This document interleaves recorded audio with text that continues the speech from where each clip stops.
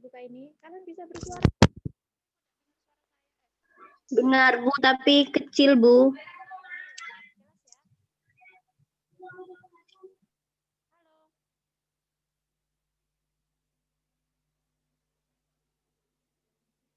Aku tidak dengar apa-apa ya. Tolong bersuara.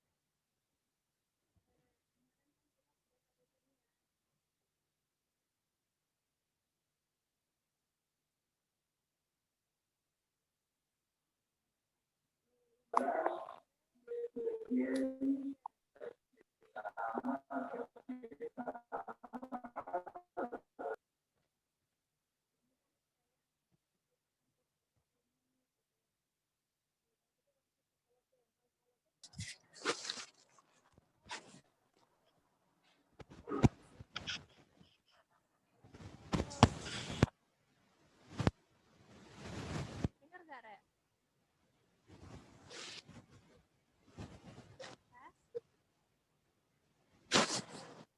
Dengar, Bu, tapi suaranya kecil.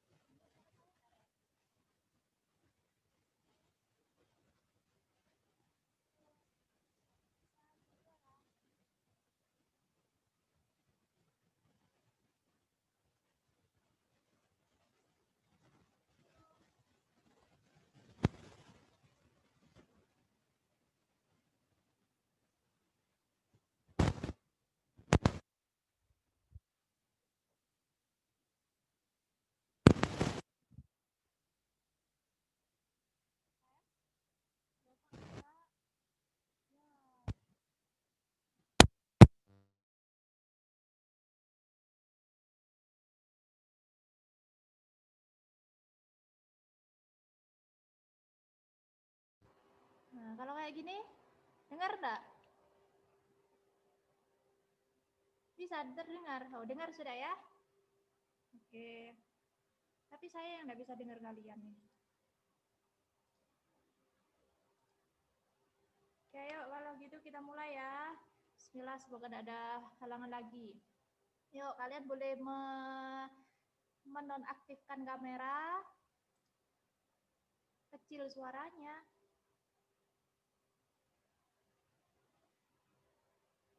Kecil banget ya? Iya, saya juga tidak dengar suara kalian. Kenapa seperti ini ya? Atau pakai Google Meet aja ya? Iya, Bu. Hah? Ganti aja Google Meet. Kalau Google Meet gimana cara merekodnya? Saya tidak tahu tapi. Kalau Zoom kan ada tombol recordnya gitu. Ganti, Tara. Terserah, Bu. Udah dengar, Bu. Kecil sekali suara Bu Nisa. Kenapa? Kecil sekali, Bu. Kecil sekali suaranya. Berarti enggak nyaut. Gimana ya biar... Oh, ini. Nah, sudah terdengar? Keras sudah? Iya, Bu. Oke, keras ya. Oke, kalau gitu ini ya, kalau halogen kemarin sudah ya, saya anggap gas mulia sudah selesai. Untuk yang halogen, kalau halogen berarti golongan berapa?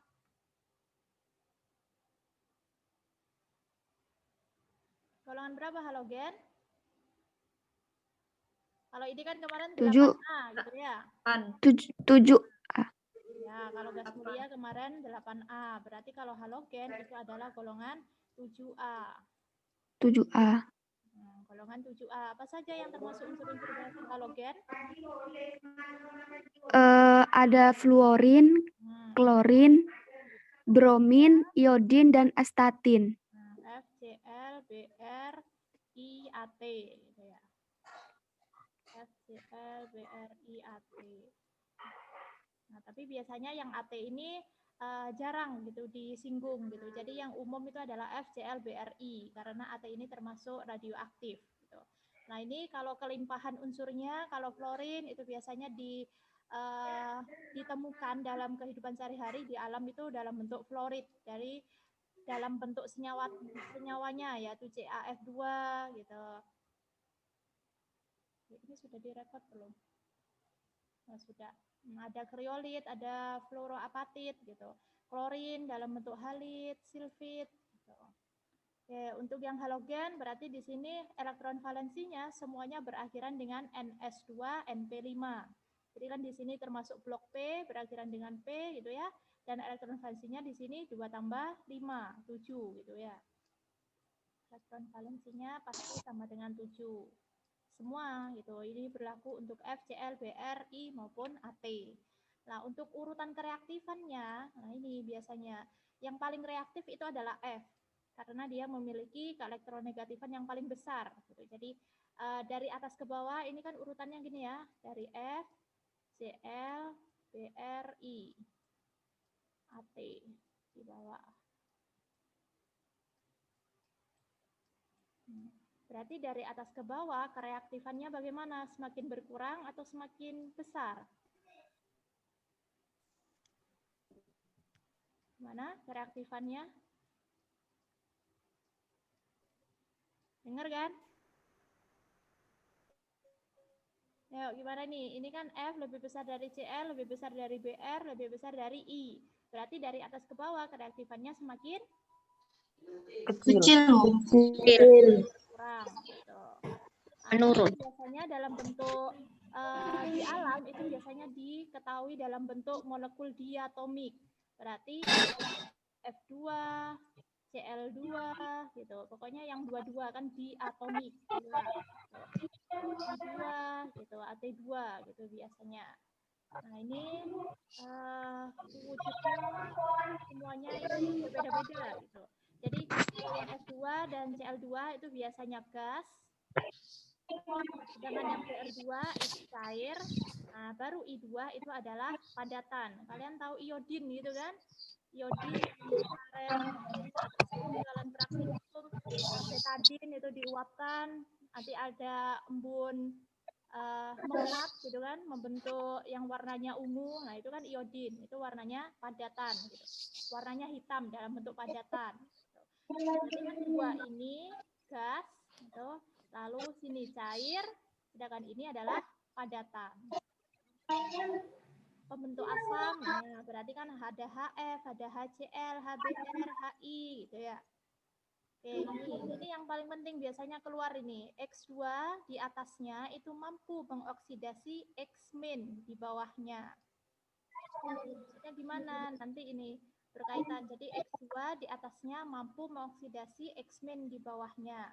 Berarti kalau di sini F2 misalnya ya, karena kan E2.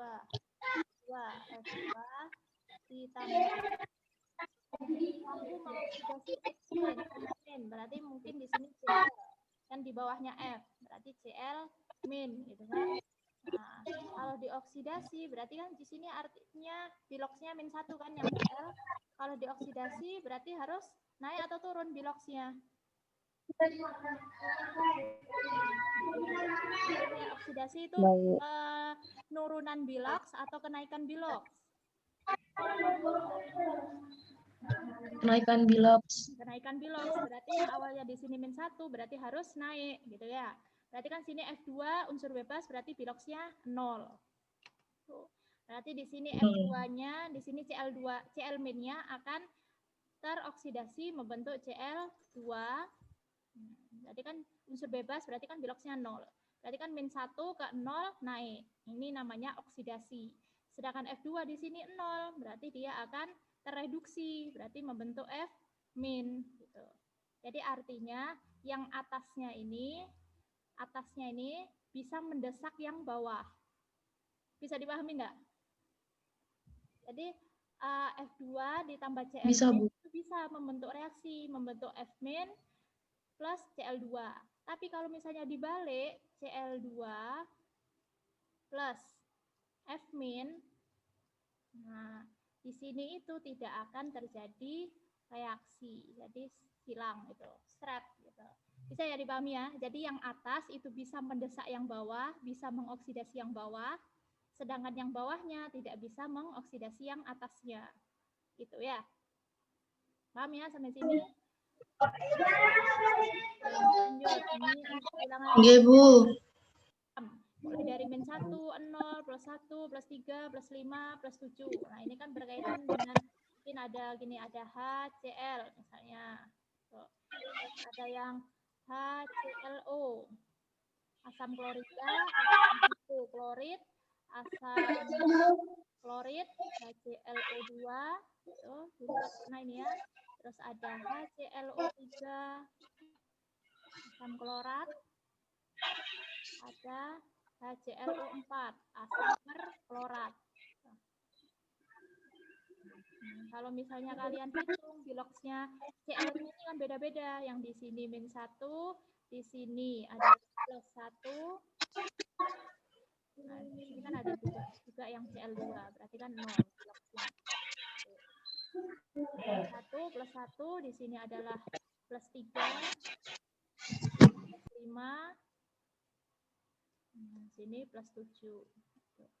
Jadi biloksnya bisa bermacam-macam. Nah, ini urutan keelektronegatifan sama ya, sama kereaktifannya tadi. Dari atas ke bawah semakin berkurang. Nah, ini kekuatan konduktor dari asamnya. Langsung dah. Kekuatan asam halida. Nah, kalau semuanya itu membentuk asam, berarti kan membentuk HF, HCl, HBr, HI. Gitu ya. HF, HCl, HBr, HI.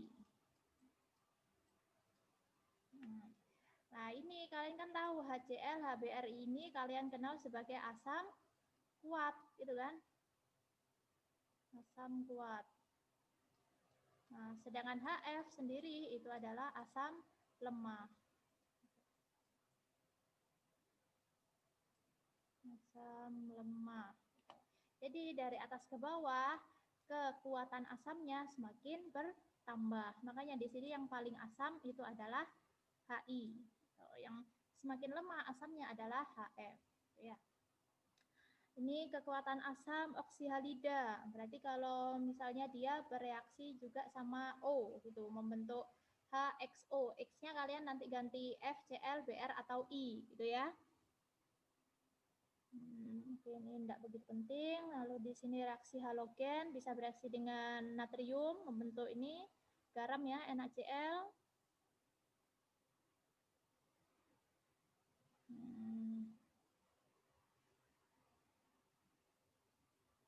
Oke dah. Ini ya yang paling penting ini biasanya keluar ini di soal UTBK, USBN gitu. X2 di atasnya mampu mengoksidasi X- di bawahnya. Tapi kalau reaksinya dibalik berarti tidak akan terjadi.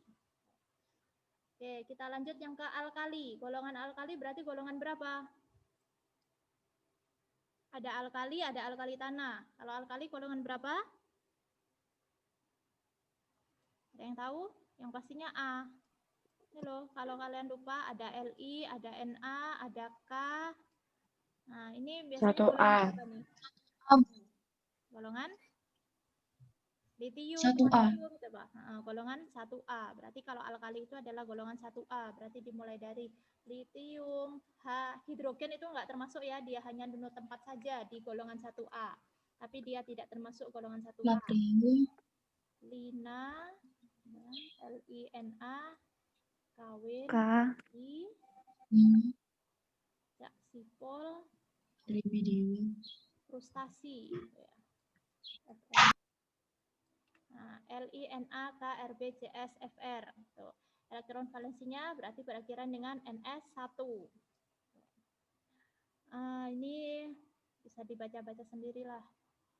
Sangat reaktif. Nah, ini biasanya ini berkaitan sama nyalanya. Nyalanya itu berbeda-beda antara Li, Na, K, Rb, CS, Fr. Li itu warnanya merah, Na natrium itu kuning gitu. Lah ini nanti berkaitan sama penggunaannya dalam kehidupan sehari-hari. Ini sifatnya lunak, bisa diiris sekalipun dia ini kan logam kan ya, golongan 1A kan logam. Nah, ini bisa diiris gitu. Jadi sangat lunak. Jadi kalian potek sedikit itu sudah bisa terpecah gitu.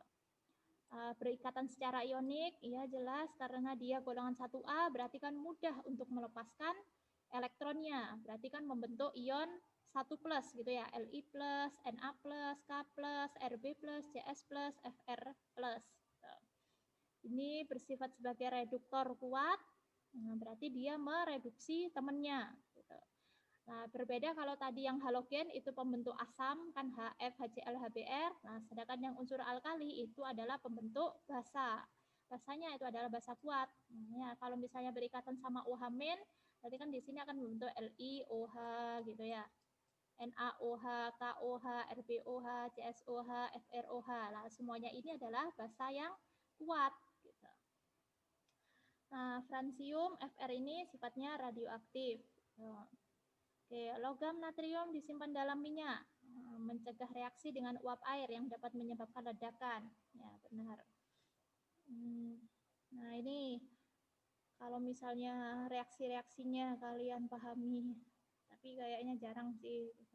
Tapi yang enggak apa-apa kalian pahami. Berarti misalnya sini Li bereaksi sama oksigen, berarti kan membentuk Li2O. Gitu kan sini Li-nya Li+. O-nya kan O2-, berarti kan membentuk Li2O. Langsung dah ke alkali tanah. Tadi alkali saja itu adalah golongan 1A, alkali itu kan basa, makanya semua golongan 1A itu pasti akan membentuk basa. Nah, sekarang ada alkali tanah, berarti basa juga yang biasanya ditemukan di tanah. 2A. Nah, ini golongan berapa kalau alkali tanah? 2A. Golongan 2A. Apa saja yang termasuk golongan alkali tanah? Be, Be. beli mangga, gitu kan? Cari skri saya, Ca, Sr, Be, Mg, Ca, Sr, beli mangga, cari skri saya, apa rek? Bawara, gitu ya, Ba, Ra. golongan 2A. Ini berilium biasanya ditemukan dalam bentuk beril, itu magnesium, magnesit, nah, dolomit. Nah, ini kan biasanya di itu mana itu namanya, stalaktit, stalagmit kayak gitu-gitu, banyak magnesiumnya, ya. Oke, langsung. Nah, kalau yang alkali tanah berarti elektron valensinya NS2. Nah, ini berbeda dengan alkali tadi, ini dia itu cukup reaktif. Kalau alkali tadi itu reaktif, sangat reaktif. Kalau yang ini adalah cukup reaktif. Dia sama-sama juga termasuk reduktor kuat seperti alkali. Gitu. Nah, tapi bedanya dia itu tidak seeksplosif alkali dibandingkan air, terhadap air. Gitu. Jadi dia tidak bersifat eksplosif.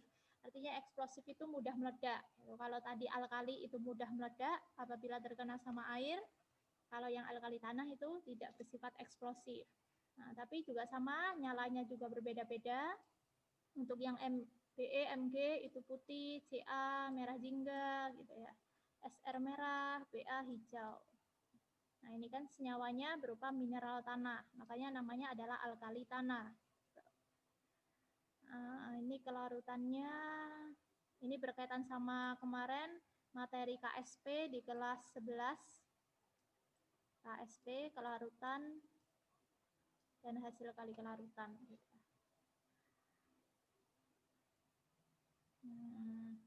Ini berkaitan sama air sadah, tahu ya kesadahan?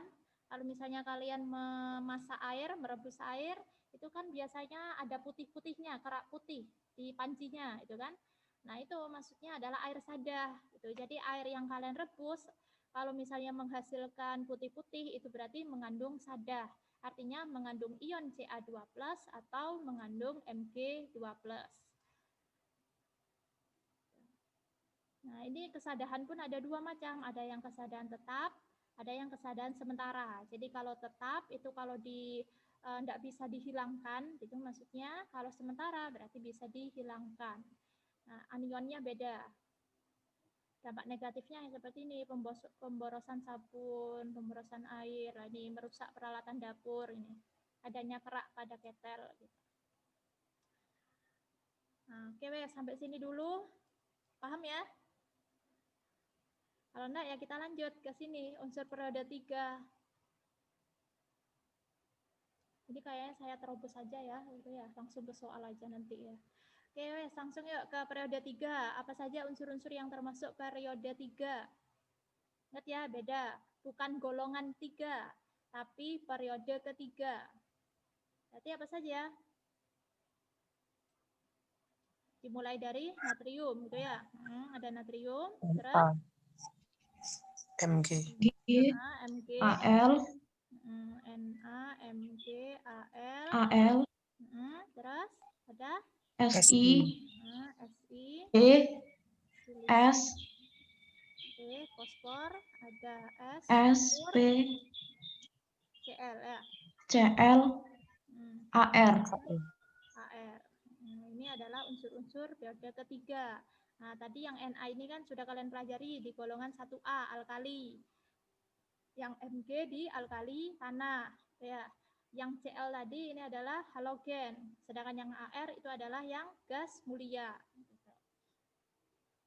Nah, ini mineral dan unsurnya bisa dibaca.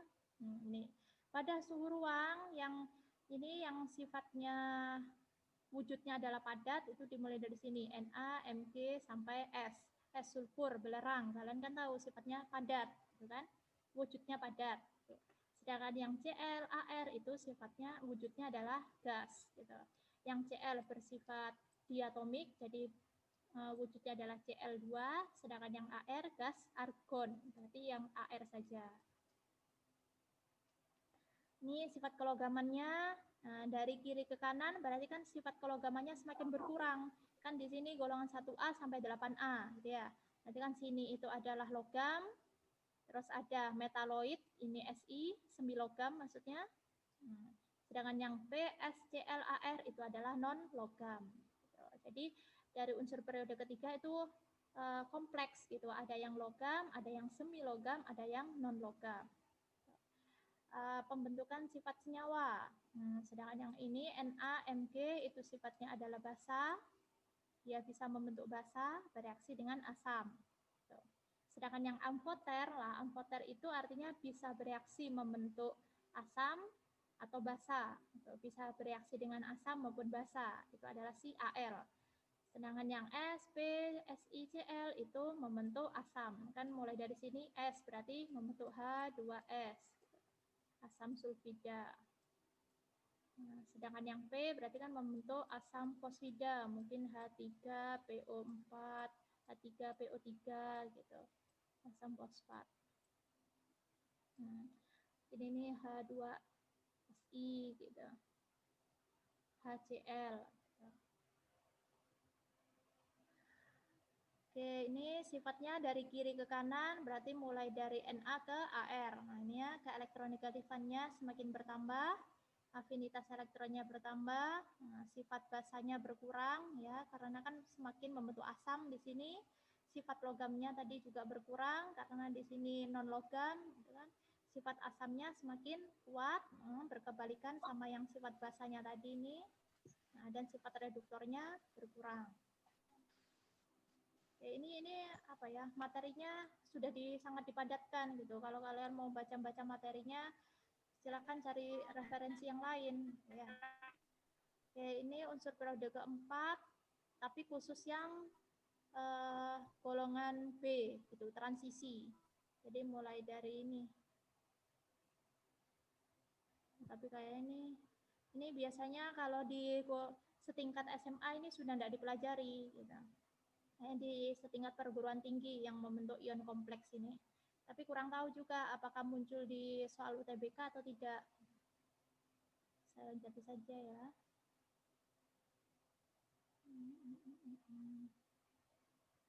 Nah, ini langsung sini ya, kegunaannya.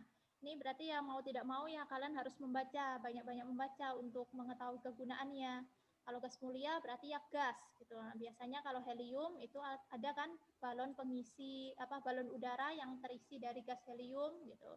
Makanya helium itu sebagai pengisi balon udara atau pengisi tabung penyelam gitu.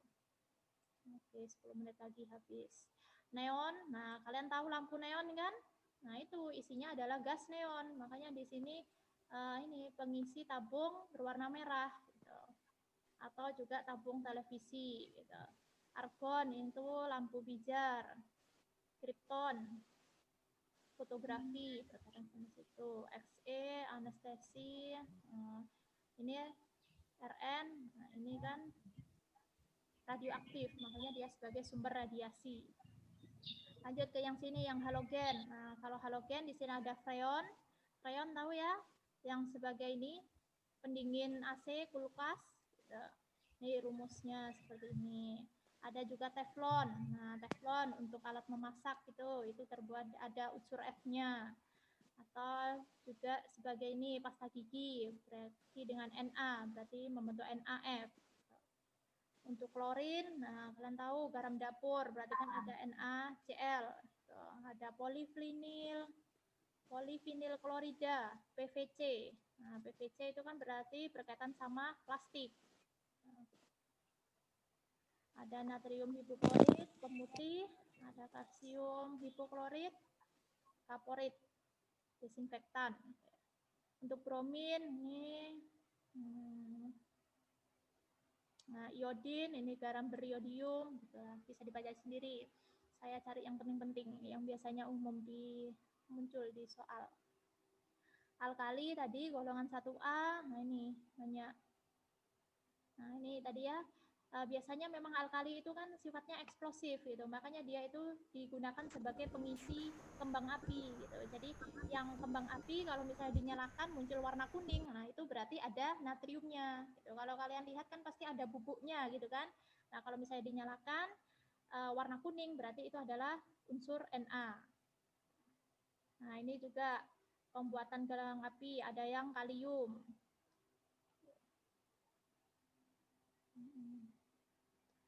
Ini magnesium. Magnesium kalian tahu ada di obat MAH itu ya, dalam bentuk MgOH 2 kali. ada obat pencahar, penyusun klorofil. Oke. Oke, kalsium. Nah, kalsium ini tadi batu karbit yang digunakan sebagai apa itu? Pematangan buah ya, CaC2. Nih, ada kalsiumnya, Ca.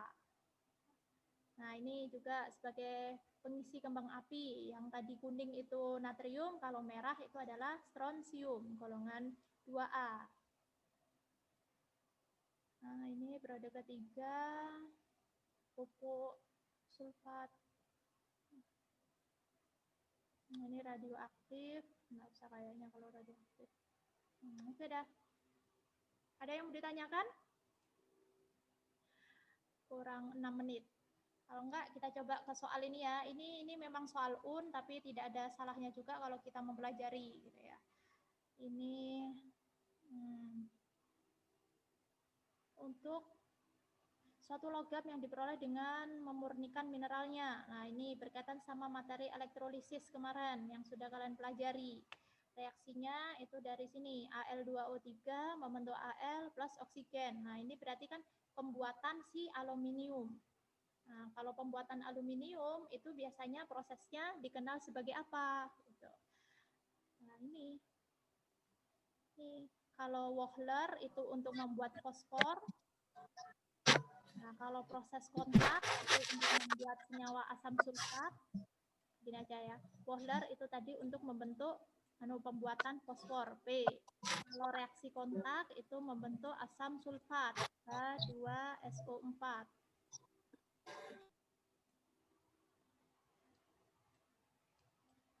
Kalau fresh itu untuk membentuk unsur belerang S, sulfur. Sedangkan tanurtium untuk membentuk besi Fe.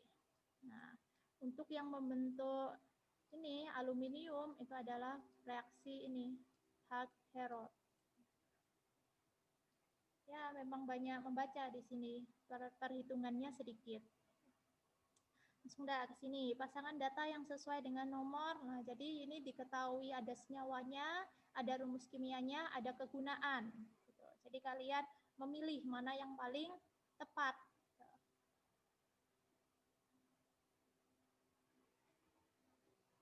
Nah, ini kalian tahu soda kue kan? Pastinya soda kue itu kan terbuat dari NaHCO3, pengembang kue. Berarti kan ini benar gitu ya. Ini tadi tawas, penjernih air. Itu benar. Nah, ini salah ya, obat asam lambung. Tadi kan bukan ini namanya. Bukan yang MgSO4, tapi MgOH 2 kali. Langsung aja sini. Nah, ini yang benar MgSO4 titik 7H2O itu sebagai obat pencahar. Nah, ini yang obat mah tadi MgOH 2 kali. Nah, ini pengembang kue. Nah, jadi ada rumus kimianya diketahui, ada senyawanya diketahui, kegunaannya apa gitu. Jadi ya memang harus banyak-banyak membaca.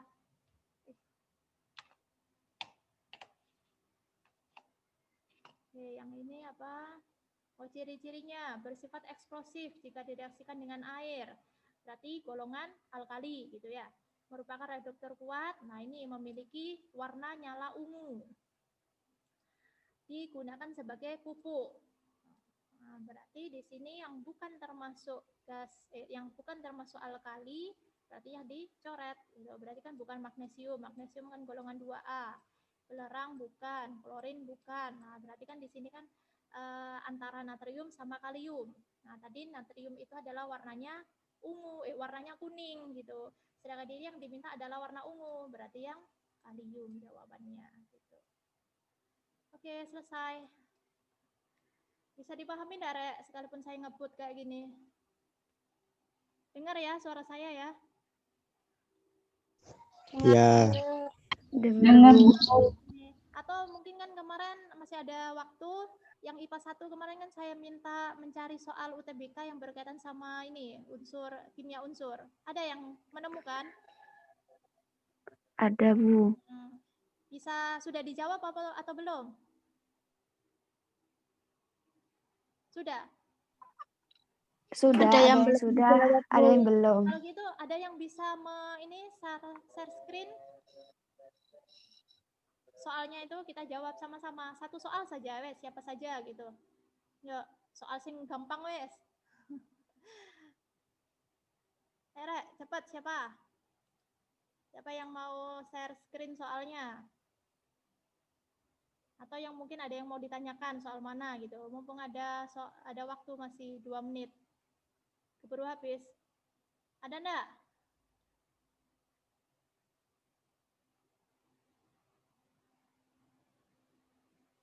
Siapa? Malu pastinya kalau kayak disuruh ini ya. Langsung mute semua. Ya apa ya? Memang seperti ini gitu. Soal materinya dari kelas 12 ini. Untuk yang ini besok kita bahas ya. Kapan lagi ya? Kayaknya saya perlu ini 2 materi lagi. Untuk yang ini senyawa turunan hidrokarbon, berarti ya kalian harus paham tentang hidrokarbon kemarin itu. Jadi kan ada atom C, ada H gitu. Nah, ini kalian kan sudah paham tentang, masih ada 1 menit. Nah, C itu kan berarti tangannya harus 4 gitu kan. C itu tangannya harus 4. Karbon gitu, materi kelas 11. Jadi kalau misalnya mengikat satu atom C lain namanya atom C primer, kalau mengikat 2 atom C yang lain sekunder, 3 berarti tersier, 4 berarti kuarterner gitu ya. Nah, ini yang perlu kalian hafalkan. Ini sudah hafal atau belum? Paling enggak sampai 10 dah. Sampai yang dekana. Metana, etana, propana. Nah, ini sebagai dasar kalian nanti mempelajari senyawa turunannya. Jadi kalau misalnya ini tidak hafal, berarti susah gitu. Tolong ini dihafalkan dulu ya. Kita akhiri, nanti kita sambung lagi di pertemuan Zoom yang akan datang. Oke dah, kalau gitu sekarang bisa diakhiri. Mohon maaf bila ada kekurangan. Wassalamualaikum warahmatullahi wabarakatuh. Waalaikumsalam warahmatullahi wabarakatuh.